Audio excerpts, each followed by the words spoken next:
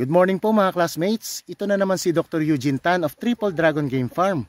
Itong papakita ko po sa inyo ay isang uri po ng straight kelso. Ang cross po nito is between sa Johnny Jumper Kelso ni Mr. B-Boy Enriquez of Firebird Game Farm at ang kanyang kaparis naman po o ang ina naman po nito ay galing naman po kay Dream On Game Farm na pagmamayari naman po ni Mr. Raymond Angeles.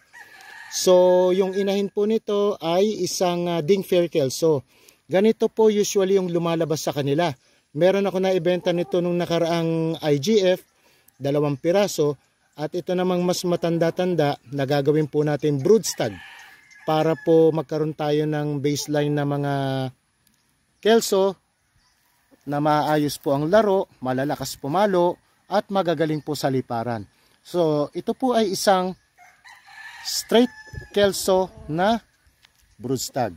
Ayan po mga classmates. God bless po sa inyong lahat.